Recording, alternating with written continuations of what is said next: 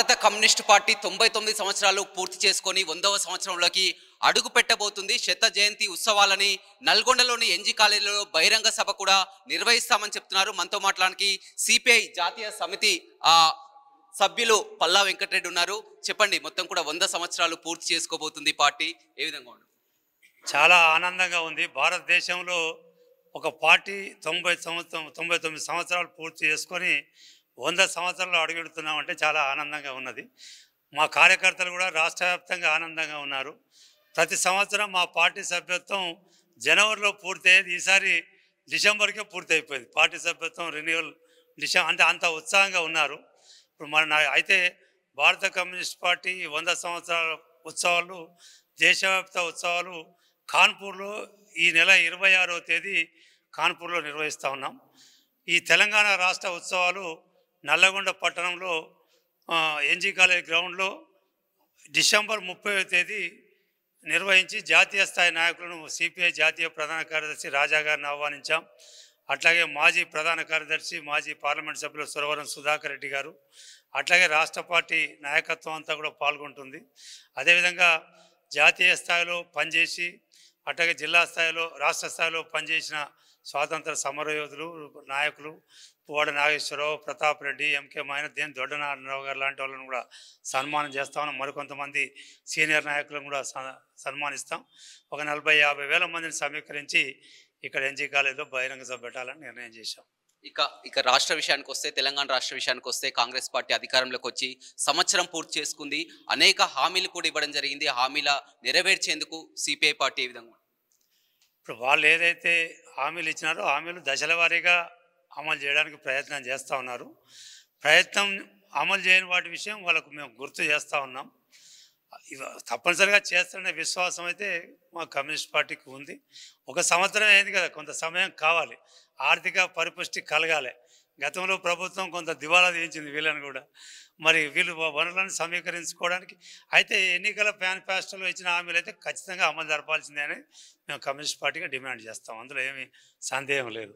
అంటే ఇటీవల కాలంలో చాలా వరకు విషయాలు కూడా ఆ ఫార్మా కంపెనీల విషయంలో కూడా లగచర్ల ఇష్యూ కూడా చూడడం జరిగింది. రైతులని అరెస్ట్ చేయడం, రైతులకు బేడీల విషయంలో కూడా రాద్ధాంతం జరుగుతున్నటువంటి పరిస్థితి, ఏం చెప్తారు? ఇప్పుడు లగచర్లలో ఏదైతే ఫార్మా అనే దాన్ని ఉపసంహరించుకున్నారు. ముందు అలాంటి గెజిట్ వచ్చిందో రాలేదో మేము గమనించలేదు, కానీ ప్రచారం అయితే ఫార్మా అనేది జరిగింది.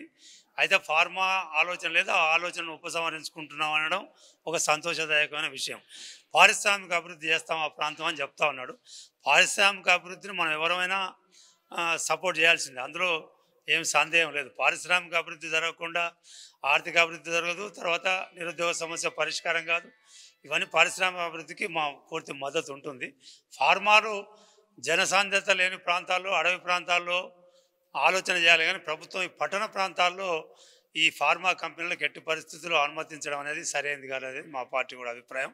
ఇవాళ మన ప్రాంతంలో చూస్తూ ఉన్నాం, ఇప్పుడు చోటుపల్లి ప్రాంతం అంతా కూడా ఫార్మా కంపెనీలు ఉన్నాయి, దాని చుట్టుముట్టు చాలా ఇబ్బంది పడుతున్నారు జనాలు. ఇప్పుడు వాటిని మనం ఏం చేయలేకపోవచ్చు, కానీ తర్వాతనైనా దూర ప్రాంతాలకు తరలించడం అనేది ఒక మంచి కార్యక్రమంగా చేపట్టాల్సిన అవసరం అయితే ఉంటుంది. అంటే అప్పుల విషయాన్ని ఎలా చూస్తారు? అసెంబ్లీలో సుదీర్ఘమైనటువంటి చర్చ జరుగుతుంది. గత ప్రభుత్వం 7 లక్షల కోట్ల అప్పు చేసిందని వారు చెప్తున్నారు. అదేవిధంగా ఇప్పుడు సంవత్సర కాలంలోనే 1,00,000 కోట్ల అప్పు జరిగిందని వీరు అంటున్నారు. వీటిని ఎలా చూడవచ్చు? ఇప్పుడు ఏ ప్రభుత్వమైనా అప్పు చేయకుండా ప్రభుత్వం నడిపే స్థితి అయితే లేదు, అందులో ఏమీ సందేహం లేదు. ఎవరైనా అప్పు చేయాల్సిందే. ఆ చేసిన అప్పును సద్వినియోగం చేయాలి. ఎవరైనా, వాళ్ళైనా వీళ్ళైనా.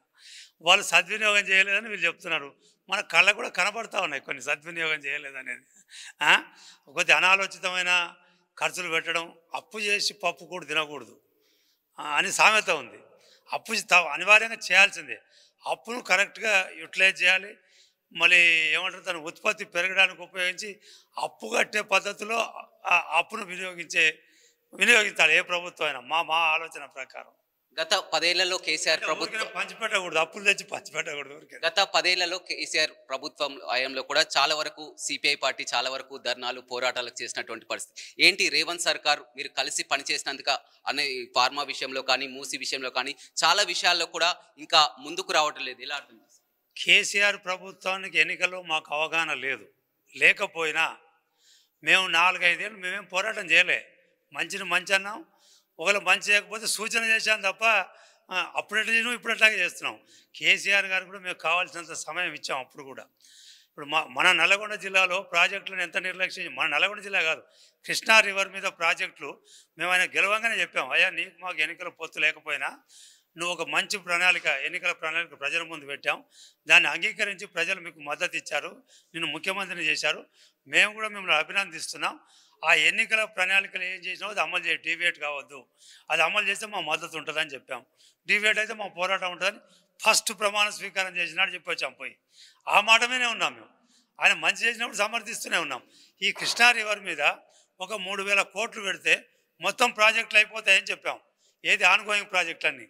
కానీ ఆయన ఎందుకో ఒక దురభిప్రాయంతో ఈ ప్రాజెక్టులను తీసుకోవద్దు, నిజంగా ఆ 3-4 కోట్లు కృష్ణా రివర్ మీద పెట్టి ఉంటే ఇవాళ ఈ నల్లగొండ మహబూబ్నగర్ సస్యశ్యామలం అయిపోయి ప్రాజెక్టులు అయిపోయేది, ఆయన పేరు చిరస్థాయి ఉండేది. ఇది ఒక్క రూపాయి ఇవ్వకుండా కాళేశ్వరం కాళేశ్వరం కాళేశ్వరం అయిపోయి అండ్ల పడిపోయిండు, 1,00,000 కోట్లు అప్పు చేసి. ఇప్పుడు అది పరిస్థితి. ఈ సంవత్సర కాలంలో రేవంత్ సర్కార్కు ఎన్ని మార్కులు వేస్తారు? మేము మార్కులు వేసే ఏది కానీ వాళ్ళు శక్తి కొద్ది ప్రయత్నం చేస్తున్నారు మంచి చేయడానికి, వాళ్ళు హామీలు అమలు చేయడానికి ప్రయత్నం చేస్తున్నారు. అదనపు భారం పడేది ఏముంది? ప్రస్తుతానికి ఏం భారం పడ్డది మనకు? ఈ గవర్నమెంట్ వల్ల భారం పడ్డది అయితే ఏం లేదు కదా ప్రస్తుతానికి. రానున్న స్థానిక సంస్థల ఎన్నికలు కూడా త్వరలో జరిగిపోయే స్థానిక సంస్థలు ఎలా ఉండబోతుంది? ఇప్పటికే సిపిఎం కూడా చెప్పింది, అంతా కూడా మేమంతా కూడా మా సభల్లో తీర్మానం చేసుకున్నాం, అంతా కలిసికట్టుగా పని చేస్తామని కూడా సిపిఎం నాయకులు కూడా చెప్తున్నటువంటి. సిపిఎం అంటున్నారా? ఇప్పుడు మా ఈ కరపత్రంలో కూడా అప్పీల్ ఉంది, కమ్యూనిస్ట్ పార్టీలు చీలిపోవడం వల్లనే వాళ్ళ ప్రత్యామ్నాయం ఏర్పాటు చేయలేకపోయాం, ఎప్పటికైనా కలిస్తే ప్రత్యామ్నాయం చేయడానికి ఇవాళ కూడా అవకాశాలు ఉన్నాయని సిపిఐ సంపూర్ణంగా భావిస్తుంది. ఆ దిశగానే దాదాపుగా 5-6 మహాసభల నుంచి మా అడుగులు ఆవైపోయి పడుతున్నాయి. అందరూ అట్లా ఆలోచిస్తే అది పెద్ద అసాధ్యమైన సమస్య ఏం కాదు, కలిసిపోవడానికి అవకాశాలు ఉంటాయి. అందరూ కలిసిపోతేనే ఒక అవకాశం, ఒక ఆశ కావచ్చు అనే ఆశ, అంతే. కలవకపోతే ఇక ప్రజలు అంతే, ఒక ప్రతిపక్ష పార్టీగా మీకు అప్పుడు ఎప్పుడో ప్రతినిధి ఇవ్వచ్చు తప్ప అధికారం అయితే ఇవ్వరు. రైట్, చూడొచ్చు భారత కమ్యూనిస్ట్ పార్టీ ప్రజల పక్షాన ఎప్పటికీ పోరాటం కొనసాగిస్తూనే ఉంది. 99 సంవత్సరాలు పూర్తి చేసుకొని 100 సంవత్సరాల్లోకి అడుగు పెడుతున్నటువంటి సందర్భంగా నల్గొండలో బహిరంగ సభను నిర్వహిస్తున్నాం. జాతీయ నాయకులు కూడా హాజరు కాబోతున్నారు, పెద్ద ఎత్తున సభను నిర్వహించబోతున్నామని చెప్తున్నారు, భారీ బహిరంగ సభను కూడా నిర్వహిస్తున్నామని చెప్తున్నారు. అదేవిధంగా ఆ రేవంత్ రెడ్డి గతంలో ఇచ్చినటువంటి హామీలన్నీ కూడా నెరవేర్చాలి, నెరవేర్చేంత వరకు కూడా సిపిఐ పక్షాన పోరాటం చేస్తూనే ఉంటామని కూడా పల్లా వెంకటరెడ్డి చెప్తున్నారు.